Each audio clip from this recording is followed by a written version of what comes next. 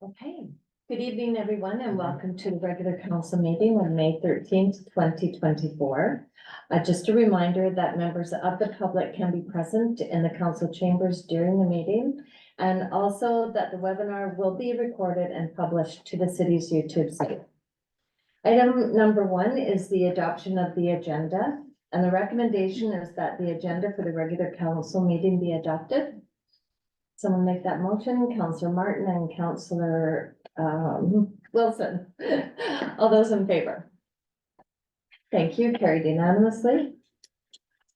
Item number 2, we have 3 sets of minutes tonight. We have the first one is the Governance and Operations Committee meeting of April 22nd, 2024.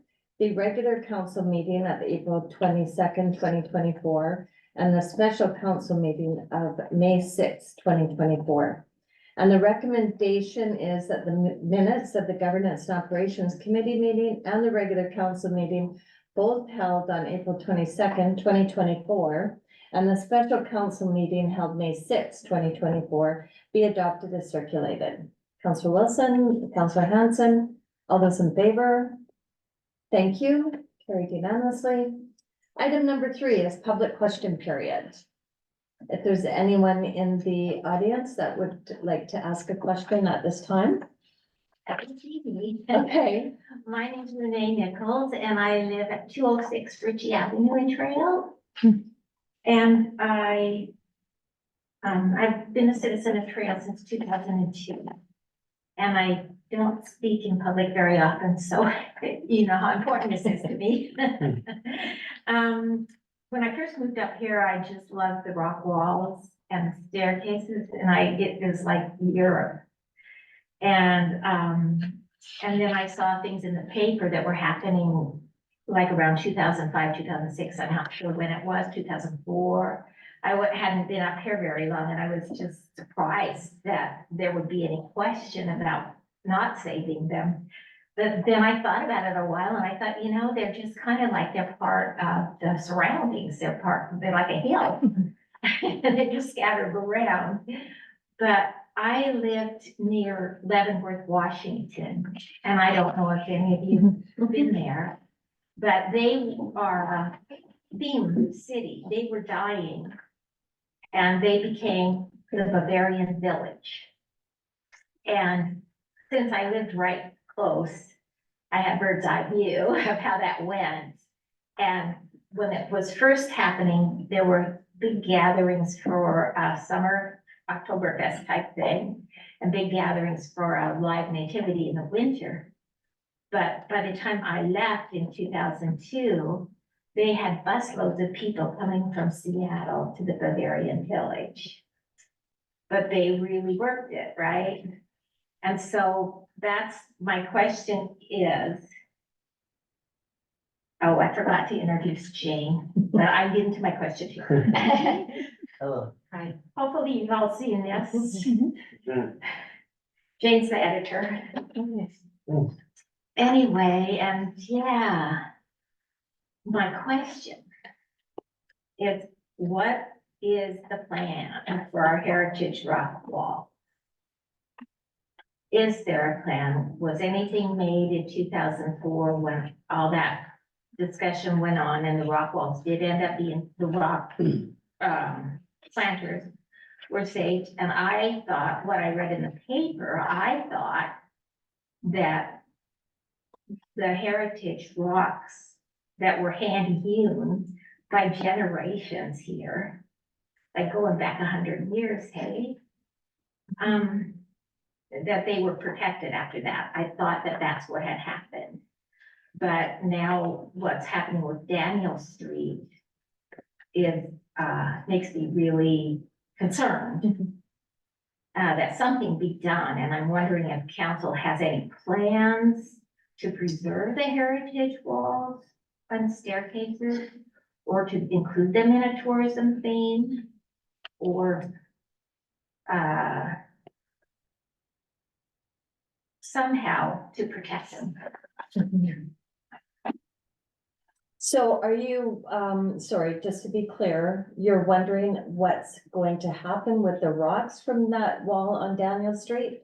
Well, I am concerned about that, but part of the Daniel Street issue to me is how much are those fake rocks gonna cost? And they do look fake, I'm sorry to say, but they could be worse. They could look like cinder blocks, but how much are they gonna cost? And what was the environmental cost of making them? And Eileen Pearson was able to find a stonemason, and he had an engineer that had signed up on his work before. And so it's very concerning to me that there was nothing in the paper asking for ideas, and it just all of a sudden, April 7th, the work is starting. And so what I want to know about the future, what is anything?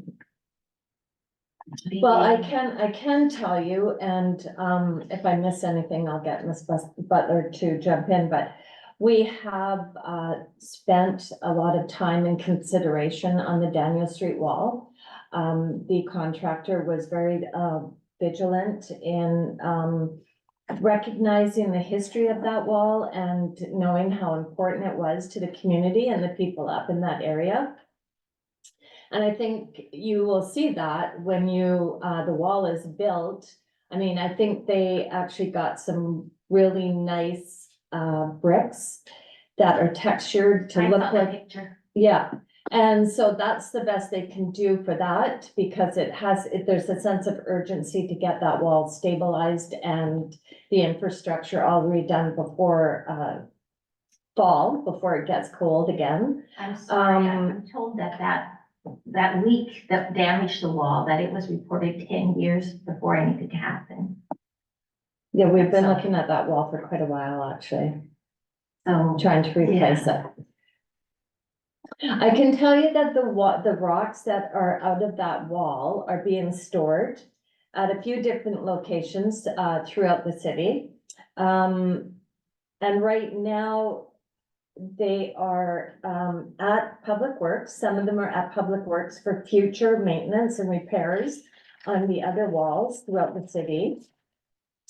And I can tell you that any rocks removed from the Daniel Street wall will be stored on city property and used in future projects that we have that would use those historical rocks.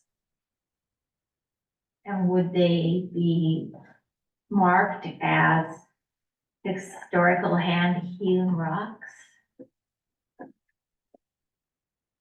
I don't know if we would necessarily go that far as that. Like you said, having some of them, we've talked about whether or not we would put a group of the rocks together sort of as a showcase. We do know that we do have a tour. I don't think it's busloads of people coming to see the tour, but we do have a tour. And one thing we do note is that Daniel Street is not on that tour. It's a much different wall than the other walls. And again, the reason for this particular wall and the work that's being done there's a lot of infrastructure that's underneath, not so much underneath the wall, but being held up by the road. And so in trying to take all of that property down and to be able to do it in a timely fashion and a cost-effective way, that is why Daniel Street was chosen for the route that it's gone. I know that 2 council meetings ago, council did bring forth a motion that anytime that there is a question about a rock wall, that all means are looked at for either keeping it the way that it is or having some sort of explanation as to how we either repair the wall or why, if we can't repair it, what we're going to do that. So that would be sort of that future question. So that's certainly something that council put a bit of a stamp on as far as expectations for staff and what's happening with our rock walls. So it's like, oh, I'm sorry. go ahead. And the other part is that we do have sort of a radar that we use. Maybe not be explaining it quite right, but we do take a snapshot of the walls because the pressure from water and just earth moving really, can move those walls. Those ones there in particular, a lot of small rocks and sand in between them, which made those not as easy to be able to repair. And because of the structure that's pulling the road, but we have them in other places. And so we take that sort of snapshot and then we have the company that does that work come back again, and then they image it and they can start to see even if there's small movements in the rocks. And so that's sort of the work that we're doing, hopefully to be in front of and be able to repair work that, before it gets to a place where we say, hey, it's gone too far and the structure's now gone and we need to tear the wall down and place it on something. I don't, so. I don't understand the implications of that. So that, is that a permanent, like, city plan type motion that was passed, or what, what weight does it have? Well, again, it's an expectation on staff that if we were to run in another situation where council all of a sudden found out that we were just taking down a wall, that wouldn't be probably good for gainful employment for some of us. And so that's one factor that's in place. The goal here, I think, is just through council who represents a city, that they recognize that the rock walls are important. And we want to make sure that staff and the community is aware that if, as we go through what is kind of regular challenges with infrastructure, whether or not they're rock walls or other, that we take an eye to can we repair it, can we fix it? And if not, then we would want to bring back a plan to council for the reasons either for or against being able to do that. So it doesn't really protect them. It kind of does. Well, and again, one always has to remember, each council is to its own. This council here may feel that way about that. In 8 years, there could be a new council, and they may be, we really like the fake rock. And so, we're gonna replace all the walls with the fake rock because we think it'll last 100 years, and that's a good investment in infrastructure for another 100 years. I mean, those are sorts of. Lasted 100 years. Exactly, Mhm. exactly. But, so how does something become protected? Like, is it in a city plan? Well, and again, when you say protected, I mean, all things have to be considered. When something's built 100 years ago, there's going to be decay, there's going to be a breakdown. And I know that it's, today we wouldn't go back and probably use some of the cast iron that they had from that year. We would go with a newer product that's gonna last longer. And when you make that investment, those are all decisions that have to be made. When you have infrastructure that needs to be improved or replaced, can you get something that's gonna last another 100 years? Can you repair this one and continue on? Because that's certainly, I think, what the goal of this council is to make sure that we're having that ongoing review of the rock walls. And when we see areas I'd that like to would, know about yeah, that. and so as we see any types of shifts or changes, then that's when we have an opportunity to address it before it gets too far gone. And then we have to come to council and say, this rock wall is gone at the bottom and we now need to replace it with something. To be able to do that, is council willing to increase the budget for this, which is gonna cost X for the taxpayer to put it back as it was 100 years ago? Or are they going to say, we need to be more cost protective on that, and they make a decision otherwise. But the goal here, I think from the resolution from council, is they want to have that opportunity to have that discussion. Okay, so, we do have to move on. I see there's other people here for question period. So I will just ask, Jane, did you have anything that you wanted to say? I am here, I do live in Raleigh, Lion Trail, but I edited the Set in Stone, so I became very familiar, and I got lost several times to be quite honest, in West Trail. And I think like the day when I arrived here 33 years ago, and my first visit to Trail at the Dairy Queen, the old one, I looked up and I went, wow, I have to get up there.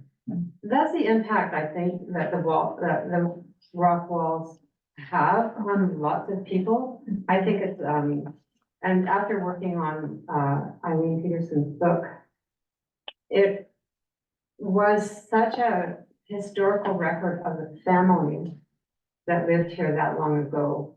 there are still, well, when Eileen started to, write this book, there were 4 stonemasons who were still living.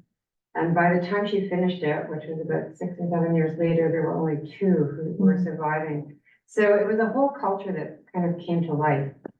And like Renee, I just wondered about to what lengths one has to go to, I would say follow up, like is the next wall gonna fall down and go, oh, we missed that, or we had 10 years to do it, but we couldn't. And I think that's what you were saying, Renee.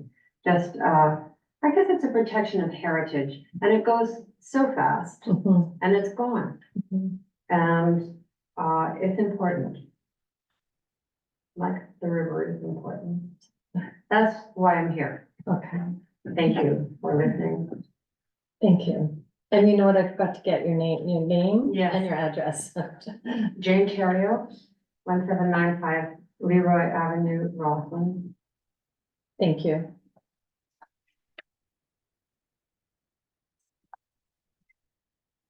Thanks. Thank you very much.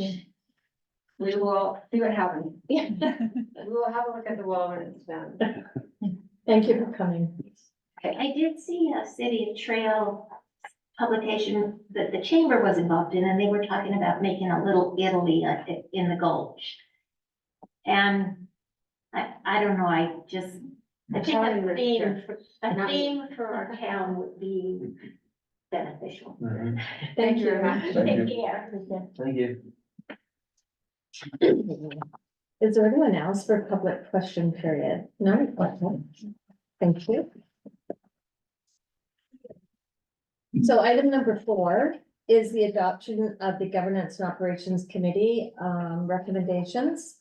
And the first item is 4.1, the application for strata conversion on 1976 7th Avenue.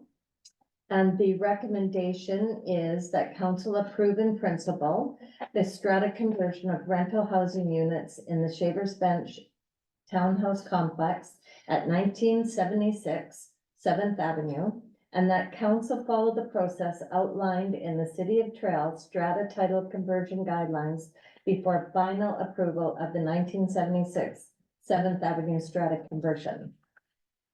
Is there someone that can make that recommendation, please? Councilor Martin, a seconder, Councilor Wilson? Any questions or comments before we go? I'd like to speak to it, Okay, Mayor Jones, sure, if possible. Councilor Cashel?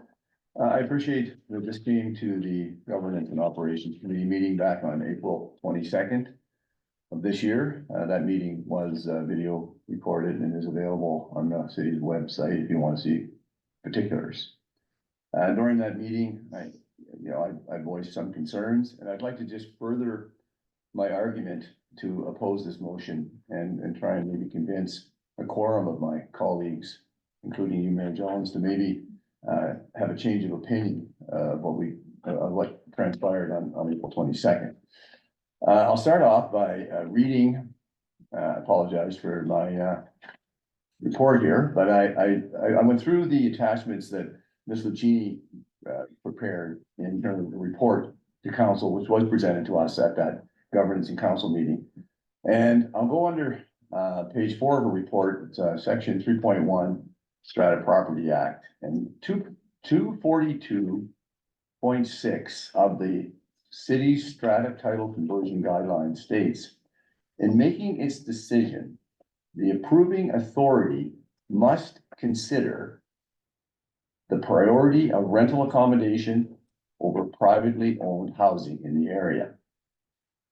And then it goes on to say, the city's strata title conversion guidelines state that the city shall undertake a review of the local vacancy rate for rental accommodation.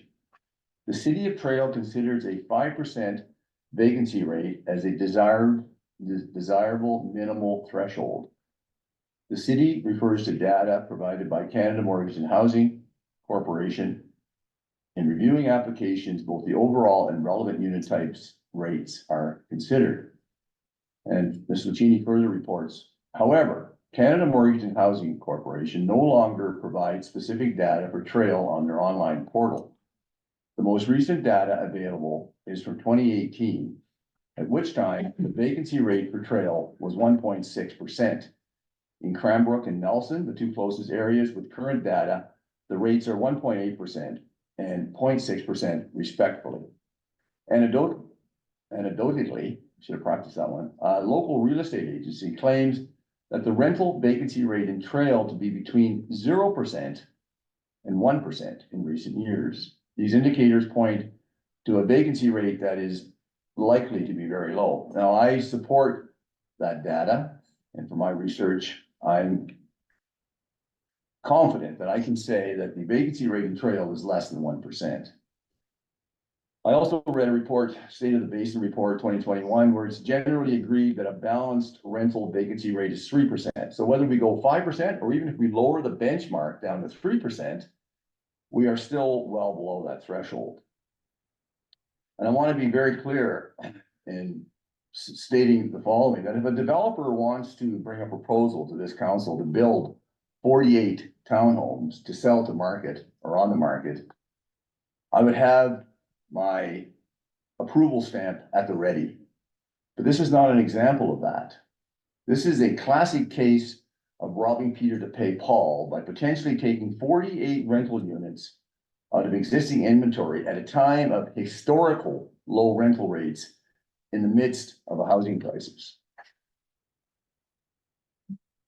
So if that doesn't convince you, this consideration of the vacancy rate, then I'll add one more element to my argument that might convince you to put a pause on this pending approval. And I'd like to refer to the City of Kelowna's council policy on strata conversion, their policy number 148, and I'll just quickly read it. Requirements under 3 paragraph C. The applicant of any application which requires the approval of council shall provide all tenants with a letter at least 10 days prior to the matter being presented to council, advising the tenants of the date and time of the council meeting at which the application is to be considered, and that any tenants who deem their interest to be affected by such strata conversion may appear before council and express their views. I believe that it is imperative that we follow a similar practice here at this council, and that we give the residents, 48 different households of these affected townhomes, the opportunity to come before council and speak to the matter. I also recognize that the previous owner of this strata complex was given approval by council in 2010 to convert these rentals to a strata property, but that this application was withdrawn in 2013. But I want to state to council and Mayor Jones that we're in different times. Property values have more than doubled since that time. We are a different council, and I think that it's imperative that we just really closely look at the ramifications of what may happen here. And I'm asking that you say no to this motion to do this conversion. And I think I've clearly given you at least 2 good reasons why I think I've supported that argument. Thank you, Your Worship. Can I just make a comment? Sure. In their presentation, someone could remind me, weren't they gonna keep all the rentals as is with the prices like that? I wasn't thinking anyone's getting moved out with this. Well, what I Unless I'm misunderstanding. Sure, before we go further though, could we get that clarified from Ms. Butler? Do you have that information or not? Yeah, what the proponent spoke about was is that, there would be no, selling of units while people were in there. It would only come at a time as people moved out, and there would be opportunities for the current renters. There was even a potential for what I would classify as a vendor take back on a mortgage on the actual property. Depending, of course, there's a risk there for someone buying that and not following through on their credit. And or working with the bank, trying to see collectively whether or not these tenants that have been there for long periods of time would be able to buy them. But if they decided not to buy them, as long as they stayed in that unit, they stayed in that unit in perpetuity. It was only until someone left that unit, broke that lease, that then the property will become available. That was the understanding from. That's what I understood. Councillor Hans. That being said, unless there is a covenant registered on title to that property, when that flips over to that tenant, all of a sudden is late by a day paying rent. They have an extra person in there. They commit some sort of something infringement against their rental agreement. That gives them grounds to absolutely and immediately seek eviction of that tenant. And then that unit can become available for sale. So my concern, I would echo Councillor Cashel, and it's not that I'm not, I don't agree to the building and development. I completely think it's great and we have such a need. But we are in such a point right now where we are begging, we're wanting money to be able to build rental housing, but we're giving an opportunity for these people to take out of our rental housing stock right now. So I can't support flipping this over and relying on, unfortunately, our strata property conversion guidelines. I mean, how old is this? So we're relying on information in our report and agreeing we're gonna rely on this as the data. This thing probably hasn't seen an update since the OCP. So, I mean, we're relying on that for our data to be able to provide a decision, but that is at a point where it's not even up to where we're at right now with what's going on. So I wouldn't even consider reviewing converting a strata until we have a chance to review this and update this accordingly. So my understanding, and correct me if I'm wrong, please, is that this recommendation would just set the process in place to get the report, to get the information that we need to move ahead. That's correct. It's just. That's in what we're principle. asking for. Yes, it's just in principle to move it forward. Yeah.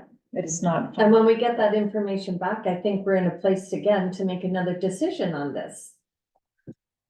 Go ahead, Councilor. Yeah, thank you, Your Worship. I think it'd be fair to the property owners, though, to know where they stand at this point. And there's probably going to be considerable expense taking it to the secondary stage of approval. I realize we're in the preliminary approval stage, but I am confident in my argument that it doesn't meet the guidelines set out. And I realize, and I appreciate what you said, Councillor Hanson, these as I think a template, I've seen this template in or used by other municipalities, so I'm sure it's dated. And that's why I even mentioned the State of the Basin report from 2021, which goes on a 3% vacancy rate. So even if we went down to that bar, we're still off the mark considerably. So anyway, that's my position on it. Thank you. Okay. So any other questions or comments before we go for the vote? Go ahead. Question, so at some point along this process, will we have a meeting with all the renters of this location? Is that up to us or is that more up to the I would say that would be up to the developer owners. The owners. Yeah. Well, I say that we put that in as a requirement if we're going to go to a preliminary approval prior. That was my point two of my argument, is that we do have a hearing. We call on these people. I'm interested to know what they're paying for rent right now. I'm understanding with it, one tenant, I believe, correct me if I'm wrong, has been there 40 years, they're paying 700. Well, that's well below market. There are many and they're paying 900, which is again, really well subsidized and low. And then there's some that I'm guessing the newer tenants pay 2,000. I'm curious to know what that arrangement is, and I'd like to hear from those occupants before I even go to a preliminary approval. I think we owe it to them. I think it's a practice that they follow in Kelowna for all of these reasons, and I think it's one that we can practice here. Thank you, Your Worship. Councilor Benson. So similar to like this is starting the process and we can meet again throughout. It also was an alternative option on the staff report to refuse until conditions are met. Mhm. So similar situation. Yeah, Where- I agree. And thank you for bringing that up because this just starts the process to get the report from them. And then we get to decide what the contract looks like or what the responsibilities are. Well, like I said, I just don't think it's fair to the property owners to go through a lot of expense to come back if there's enough reason right now to put the pause button on. That's what I'm saying. I think it'd be fair to them, Yeah. and unfair to them to incur all that extra expense. That's my question also through the chair. It says alternative option may refuse to approve the strata or refuse to approve it until conditions are met. And I really like the language of the Kelowna's. But then it says 4.3 council's decision is final and cannot be appealed. What is? That means the decision in the end, Mhm. when it's all said and done. Gotcha. You Okay. Yeah. can't give them a strata and then pull it Right. away. Then, okay, Yeah. Thank you. Council Martin. So just to confirm, because it's going a bit all over the place here. Good information, by the way, Councillor Cashel. We're just pushing it to the next step or agreeing or not agreeing to the next step, correct? And at that point, we can say no. That's correct. And I think that part of it as well is some of the concerns, I believe that Councillor Hanson had raised, she had raised that at the meeting. That's where they were, wanted to make sure, I think there were parameters around that you wouldn't, I think, again, rightly so, I understand people's concern and, twofold for me, I guess, and I'm not trying to get into the debate, but they seem to talk about not wanting to lose people that are there as renters, but actually turn them into homeowners. I mean, that was the goal of theirs. It's not a case of trying to flip it to the highest bidder. So that's certainly something that I think is commendable. And I also noted that they had said, yes, like, put some restrictions around, those sorts of things that you can't just, oh, you missed this one little crossing a T and a dotting an I, and now you're out and you're, gonna sell it. But that's the part I think you talk about on the conditions that would be, want to be put in place if you got to that stage. Councillor Cashel. Yeah, thank you, Chair. Offering, for sale, these residents to the existing occupants. They commented that they compared potential selling price to the selling price of the Glen Murray townhouses, which right now, I'm sure Councillor Hanson has better information on that. But there's 3 for sale. They list from I think 369 to 410. So even if you went down the mark, again, without talking to these tenants, without talking to these residents, how are they going to be able to afford, even if it's a $300,000 purchase price? I'm confident in saying that they just will not be able to, that they're living in there because they are renters, they're low to moderate income earners. These are folks that are not going to be able to get into the housing market, regrettably. That attainable housing market is becoming far difficult to get into now, unless you have family support or you win the lottery. It's just that way. So it's so important to me that we protect our rental stock. And yes, I heard what they said about keeping the folks there forever, or not forever, for as long as they want, and selling the stock as it becomes available. But I like what Councillor Hanson added to that. But if we're gonna move forward, I would make a motion that before we even give the preliminary approval, we do have a hearing and let the folks come in and ask these questions. Are you interested in buying? Can you buy? And really get a sense of what's going on there. I think we owe it to those 48 families that live there. Thank you. Councillor Hanson. And I was just gonna say, I mean, if this was approved, then it's saying that we should follow the process as outlined in our strata title conversion guidelines. But because that document is so old, is it giving us the relevant proper guidelines to follow? So I would defer this until we have a chance to review those guidelines to make sure they actually are consistent with best practices right now in other municipalities that have had multiple strata conversions that they've been looking at. I mean, how many strata conversions have we had in the city of Trail? Exactly. So I think we should look at, right? I think we should look at an opportunity to update the document that we're gonna be following as opposed to approving something and then realizing we're following a document that's so old that it's not the right document that we should have been following in the first place. Okay, well, what's the will of the table? I mean, we've gone everywhere here tonight, so, Well, do I have, Call the excuse vote. me, Chair, I'm new to this game. Do I have to make a motion then that it not be approved? How do we move forward? well, the recommendation is already there, we can vote. So we vote on whether we approve to move the recommendation or whether we don't. So I guess we'll go for the vote and, do you want me to read it out again? Or are you okay with the recommendation as it is? So all those in favor with the recommendation? All those opposed? Okay, Defeated. opposed? So it's the motion on the table is defeated.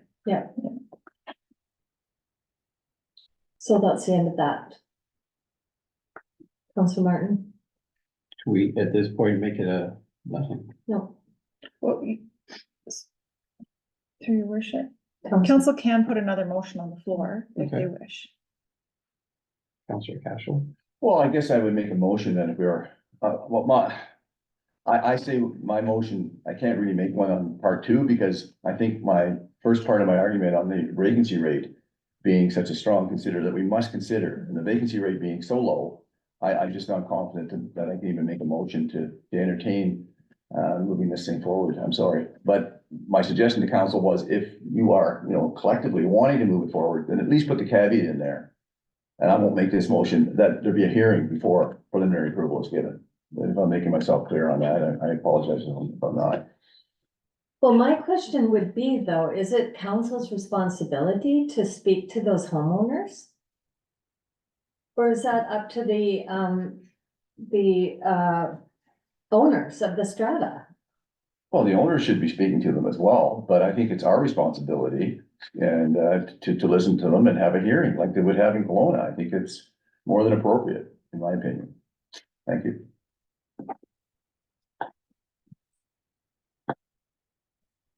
Okay, is there someone that wants to make that motion for Councillor Cashel? I think there's 2 points to that. Like, I think number one, we need either verification of the data in the report as to what the rental vacancy is right now in Trail. So that the decision based on that part of the strata, policy is made with like well-informed counsel. And then 2 is as the people side of it, in terms of reaching out and similar to what we would do for other public hearings. Is that? It's not a I think it's not a public hearing. Or, because I know that they were gonna, in their presentation, they talked about speaking to the people later, but. Well, they can, and that's good on them for doing that, but I think that doesn't take away the need for us to give them a chance to have a voice. Ms. Butler, have you got any more information? Yeah, all I can say to you is, the mayor is correct. That would be up to the property owner to bring us back that information. It's not up to the city to do that. Our job is whether we move it forward or not. So I would say we'll just have to go as staff, go back to the applicant and tell them that it's been defeated and to watch the video, and perhaps they can come back with something more. Councillor Wilson? Just a question, I know maybe Tia can answer this better. So right now they own all the individual units, right? The folks that we met there on Zoom. The whole property? Yeah, can't they technically just evict them now too? Right, if they wanted to? Okay. I just trying to figure that out. They can do that or not. I don't think it could just. Well, not just evict them, they have due process through the residential Yeah, tenants. like if they want to sell an individual unit. Well, They can't. No, do that. they have to It's not- ratify it's not it. strata. You couldn't, because it's not strata. Gotcha. And again, too, you couldn't just take the person that's been there for 4 You have to years. sell it. So, well, just kick them out, right? I mean, Yeah. It's a process that have to be followed within the residential tenants. For sure, okay. doing a major renovation, there could be different reasons. I mean, this is where you run into risks, but that's what some landlords do, is that they take people out and Yeah. renovate them, upgrade them, and then sell, rent them out at a market rate. At a higher rate. Okay. On to, I guess we're moving on to item 4.2. 1996 Topping Street, the request for reserved parking space.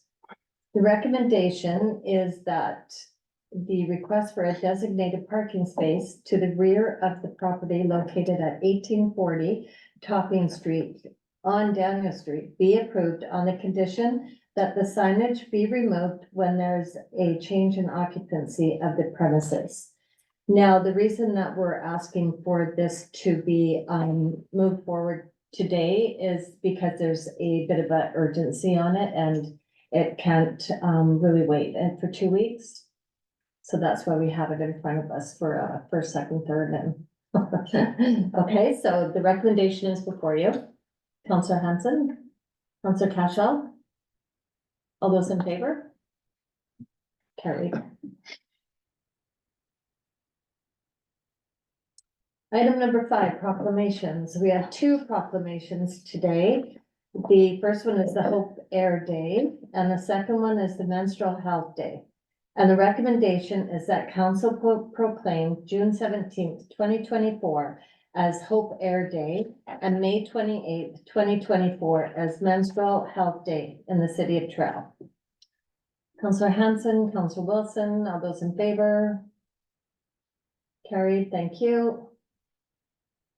Bylaws, 6.1, the reserved fund establishment bylaw, number 2939/2024. And the recommendation is that the reserved fund establishment bylaw, number 2939/2024 be adopted. Counselor Martin, Counselor Cashel. All those in, And maybe before we go, just Sure. one thing I wanted to point out, you may have noticed that there was a, one little box that was yellow. I don't know if you've seen that or not, but we had, when I don't know what happened when we had done the original one. That the parking reserve, which is one that has been there before, did not have the kind of where the funding sources come from, and I just wanted to update that. There is sort of, again, much like many of them have the allocation provided in the financial plan. But the other part is the money received under section 906 of the parking space requirements.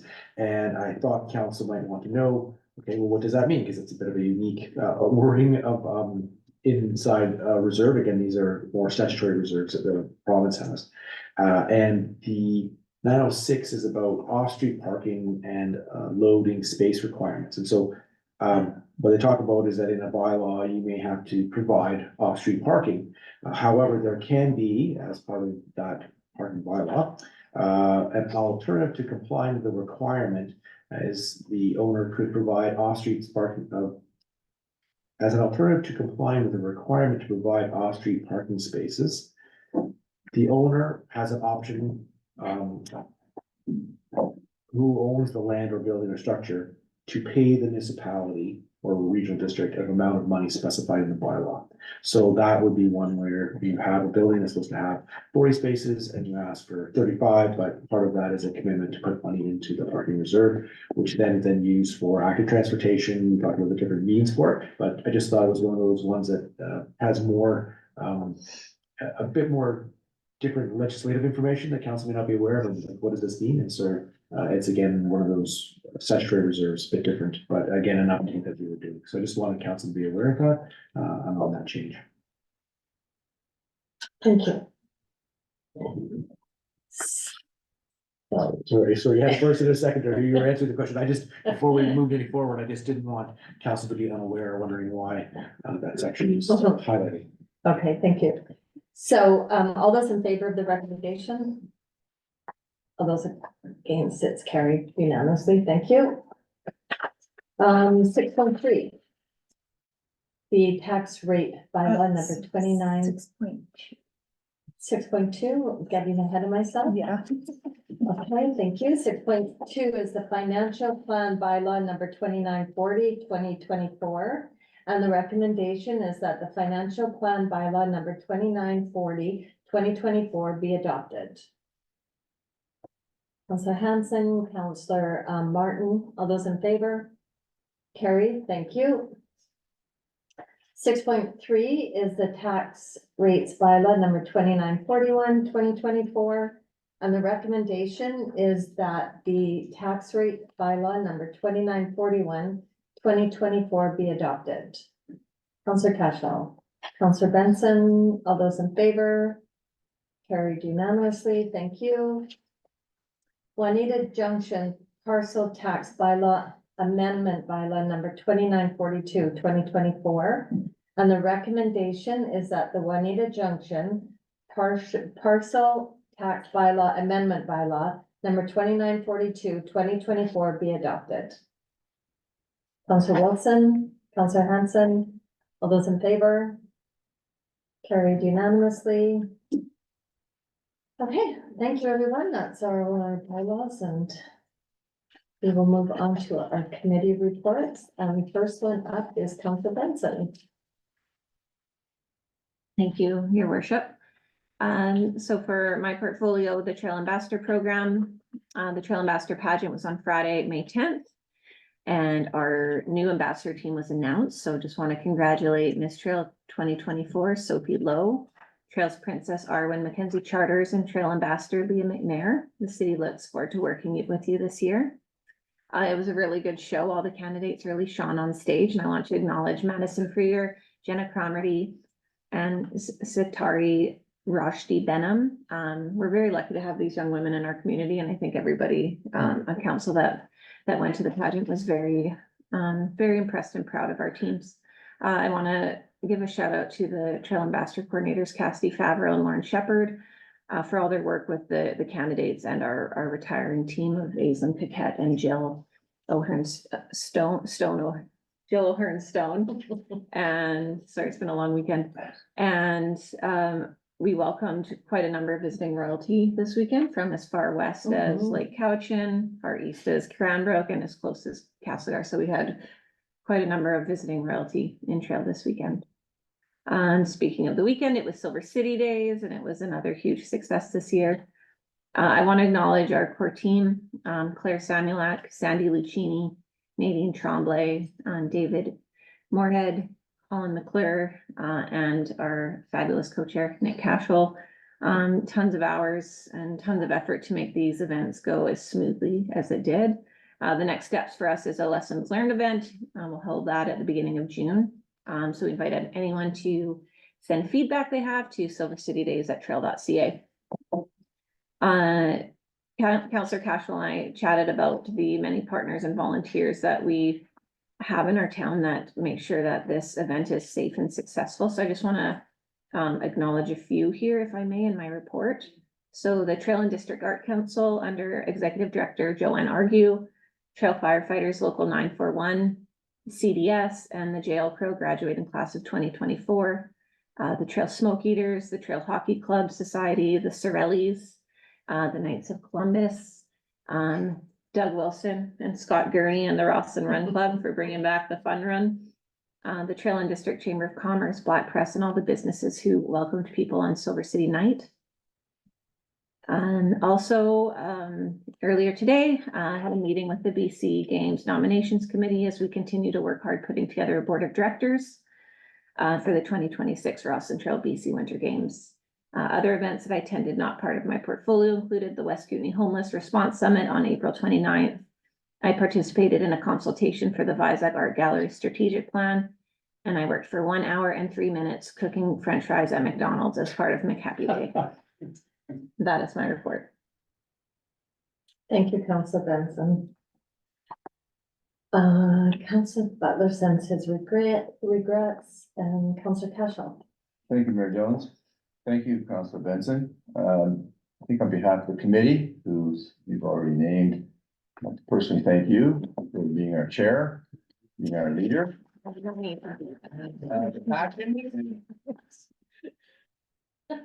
The passion, enthusiasm, and the love that you bring to the committee, or not to the committee, to Silver City Days, but also to Trail.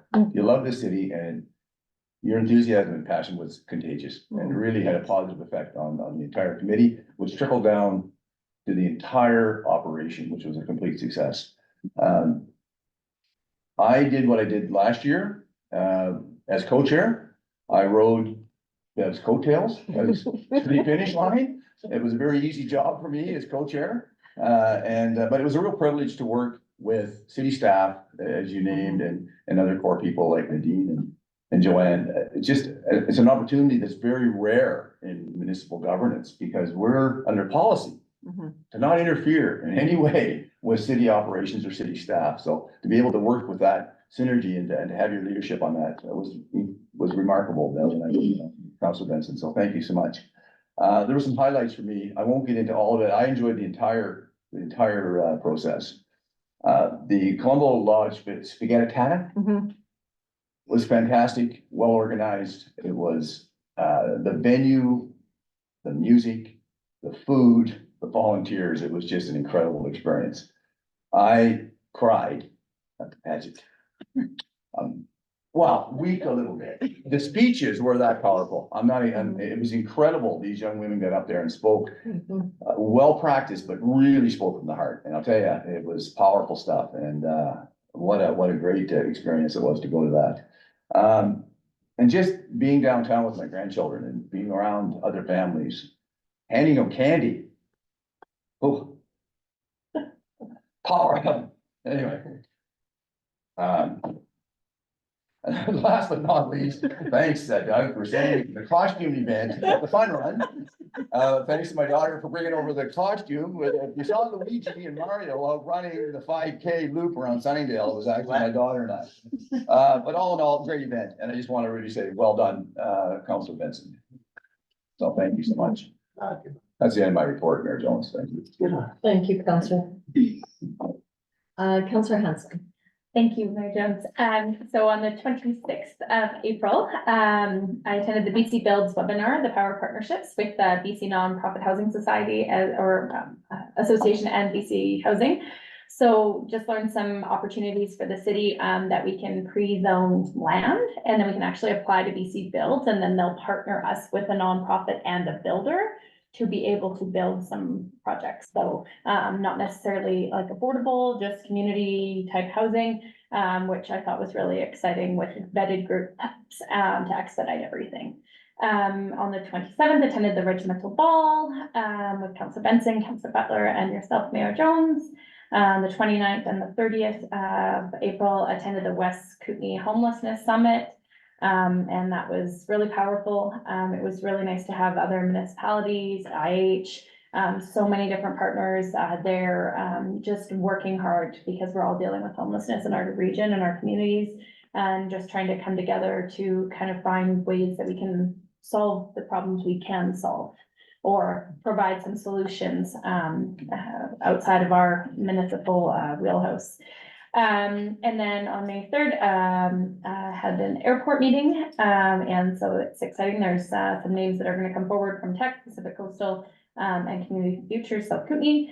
We'll have that by the end of this month, and then I think we're going to have some community volunteers, I think, also wrapped up, I think, for that committee by the end of this month as well, to put forward to council. Then we had a report that they did a contest with the city and Pacific Coastal, and they were really happy. Pacific Coastal was thrilled with the engagement of the contest, and are actually looking at opportunities to promote the city and the region and the airport this week. They're actually at Rendezvous Canada Tourism Conference in Edmonton, looking at opportunities for the city and the airport here to promote it. And then attended all of the Silver City Days, everything with everybody, and it was just the vibe in the whole community. Just Councilor Pashley, you hit the nail on the head. I mean, just everybody, the spirit was in the community, and right from, you know, taking my daughter to Miss Trail and all the little girls on the street and all the friends, and they just all want to be Miss Trail princesses too. And congratulations to all the young ladies that were up there. They just presented themselves so well for our community. And to Councilor Benson and Councilor Cashel for all your hard work on putting this all together, and all the staff. I mean, the staff was just, you just saw them all everywhere doing everything, and everybody had a smile on their face. So, and it's nice that the weather cooperated. So, that's it for my report. Thank you. Thank you, Counselor Hanson. Counselor Martin. Thank you, Mayor Jones. On behalf of council, I attended the following meetings on April 24th, an RDKB policy and personnel meeting in Trail. Reviewed numerous policies which were forwarded to the board for adoption. April 24th again, an RDKB board meeting in Trail. We had the same SNIAX presentation by Herb Alex, Senior Policy Advisor. On April 26th, along with Mayor Jones and Councilor Butler, attended the full day SNIAX training in Nelson, and CAO where too. I forgot to put your name in there. Apologies there. On April 29th, attended the evening session of the Homeless Response Summit at the Colombo Lodge and Trail. May 7th, along with Mayor and Council, attended the Citizen of the Year ceremony at St. Michael's School. On May the 8th, an RDKB utilities meeting via Teams. There was work plan updates and various utility bylaw updates. On May the 8th, an RDKB board meeting via Teams, adopted various policies, reviewed proposed 4-lot subdivision at the end of Copper Road in Rossland. That's near the Redstone Golf Resort. And the reason why the RDKB was involved, because it's in close proximity to the RDKB electoral electoral area B, Lower Columbia Oak Glory. And that was referred back to the city of Rossland. On May 9th, an RDKB Solid Waste Management Plan Steering Committee meeting had a brief review of the province's guide to solid waste management planning. Very thrilling. On May the 10th, along with Mayor Jones and other members of council, attended the annual Miss Trail pageant, and throughout the weekend, various Silver City Days events. Feel free to contact me anytime should you have any questions regarding these meetings. That's the end of my report. Thank you, Councilman. Councilor Wilson. Thank you, your worship. I want to congratulate Debbie and Glenn Wallace on their receiving of the Citizen of the Year for Trail for 2023. It was a great event to attend. Thank you to Tom Hart and his crew for putting that on. I know just being a citizen of Trail, we're extremely grateful for folks like that who spend their time. I mean, just hearing the stories that the graffiti and just the hours that they put in, and it's all to improve our city. So we're very lucky to have people like that. And it's very encouraging to volunteer when you hear other stories. So I wanted to congratulate them for that. And also say thank you to all those who came up for the Sun Run. We had 98 registrations and we raised $620 for Sanctuary, which I'm also a part of, and it means a lot to raise money like that for non-for-profit organizations. So thank you to all the donations that we got. And just to echo Councillor Cashel, Bev, I just want to say thank you, because your enthusiasm is contagious, and I think it trickles out with your enthusiasm to everyone else who's involved. So thank you for that, and just a reminder that there's 358 days until the next one. That's my report. Thank you. Thank you, Councilor Wilson. Oh, I hate going last. We've all been everywhere together, but I do have a bit of a report here. On April 26th, I did attend the Confederated Tribes of Caldwell Reservation Snipes Confederacy workshop in Nelson, and it was a great workshop. The sessions were really, really interesting and very informative. There's so much history that we have missing because they haven't been in this area for a while, and they're moving back. They are opening an office in Nelson, and it's going to be open part-time right now, but they're moving back into this area and this community. And I really look forward to growing that relationship and, just strengthening that relationship, because there is so much history there. And it's important that we get to know that. And over 540 people attended the 2.5-day session. So there's lots of interest in this area. I wanted to also quickly talk about the homelessness summit. I really wanted to talk about Guy Filicella's presentation. That was very passionate and understanding, and his experiences with addiction and the challenges that he faced and he spoke about really made a really deep connection with the audience. And I had the opportunity to listen to him up at Crow with the students. I went and sat in on that, and the students just sat there and took everything in. It was amazing. It was so quiet. You could hear a pin drop. Nobody was talking, or everybody had to have their phones off, so they were paying attention. But just his honesty and his vulnerability and just the connection he made with the students. At the end of the presentation, he was, quietly waiting over on the side, and the students started lining up to talk to him about their experiences. A lot of Guy's experience is from trauma that he faced in his childhood. So I think kids really related to that, and they wanted to talk to him. And it was really a lot of talk around anxiety that kids feel nowadays. And he spoke to them. Kids were emailing him. He was emailing them back, text messaging. It was just great to see that connection. And he said he gets that all the time, and he keeps that connection going and talking to them and, giving them directions to go to get help and support.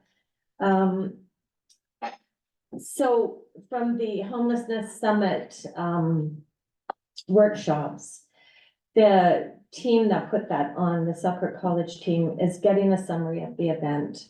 And at the end of the event on Tuesday afternoon, we had 8 smart actions that we came up with. But they're just gathering more information and it'll be coming out soon that they're gonna share it with everyone who attended. May 7th, I also was very honored to present the Citizen of the Year Award to Debbie and Glenn Wallace. It was a really, really good ceremony, very well attended, and they were overwhelmed with appreciation from the community. I also had so much fun participating in the Mick Happy Day fundraising event. I didn't get to make fries, but I sold all the goodies and the socks in the front. It was lots of fun. And the money's going to a good reason, the Orthopedic Enhancement Project, and there was lots of community coming in. I do have an update for the residents. We did meet with the residents, Elaine Peterson and Penny Ryan, myself and Ms. Butler attended a meeting with them. We had a really good conversation with them. The contractors met with the community up there as well twice. They had very good reception from the community. Lots of residents went to the table and asked questions. They also had a very good discussion about the violet green swallows up in that area. That people were worried about the birds nesting up there. And apparently, I did follow up with the neighbor that was here, Penny Ryan. And she was telling me that they are slowing down construction so that the swallows can nest and do their thing, and they'll be able to leave and there'll be no disruption. And she said that the contractors actually have been putting bright rags into the wall to stop the birds from nesting up there, and it actually looks really pretty. She said it looks really nice, the wall with all these different colored rags in there to help the swallows. She said that there was a lot of good information from the contractors, and the neighbors and the residents are feeling a bit more comfortable with what's going to be happening up on Daniel Street. And as I reported this earlier, the rocks from Daniel Street will be stored at a few different locations throughout the city, although no single location has been decided on at this point. And the city will be saving the rocks for projects and any repairs that need to be done on the walls.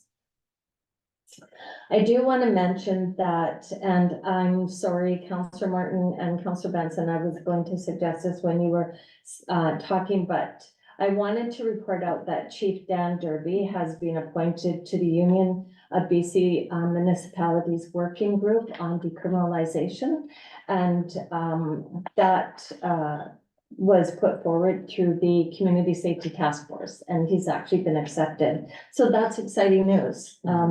It'll be really good to have somebody from that level from our community at the Union of BC Municipalities.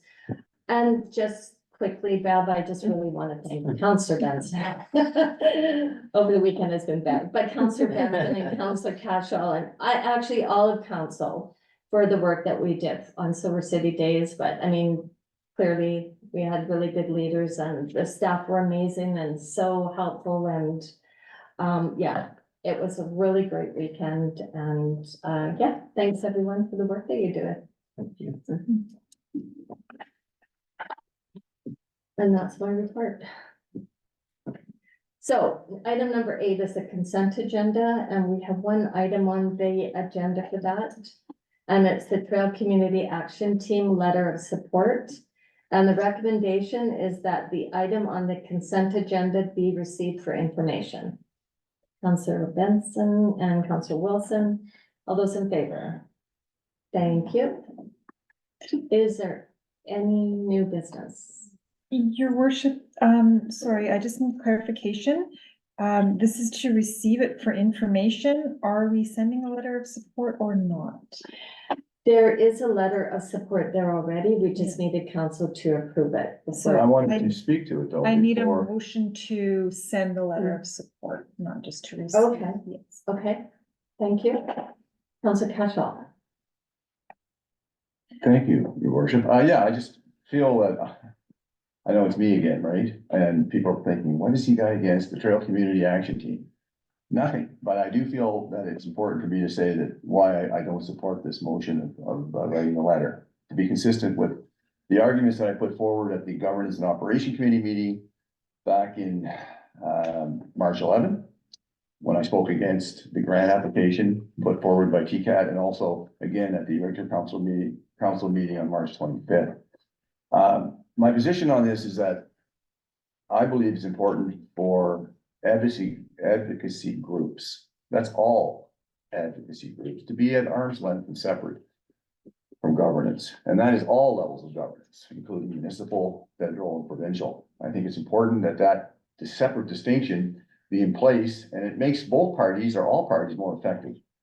I'm not comfortable supporting this letter for the same reasons why I wasn't comfortable in giving them $14,000 of the city's money.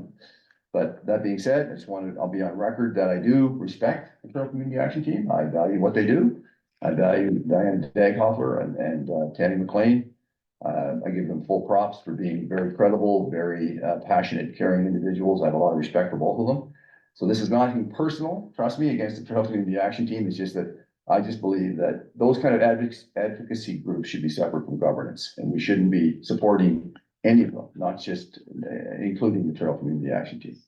And for that reason, I don't support the writing of, or the supporting of the letter. Thank you.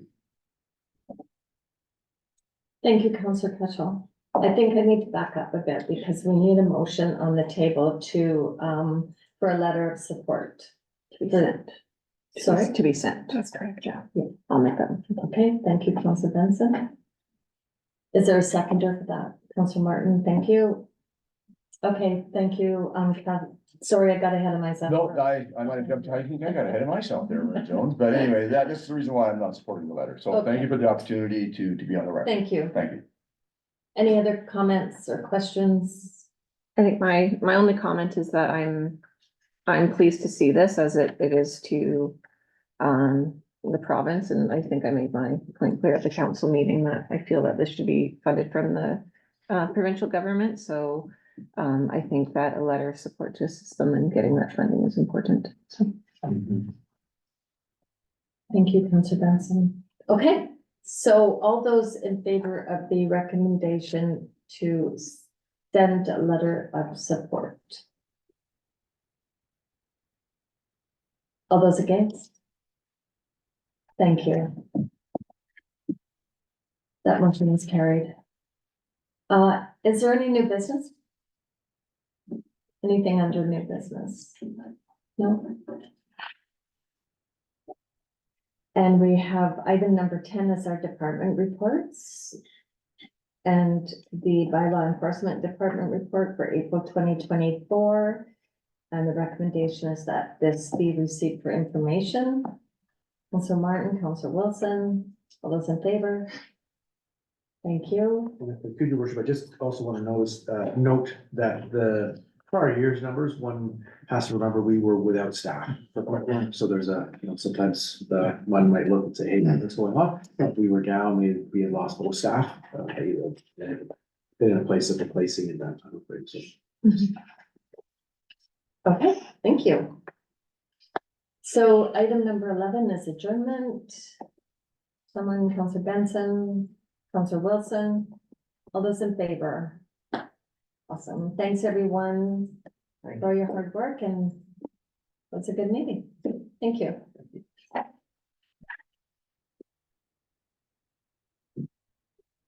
Thanks for coming, Tom.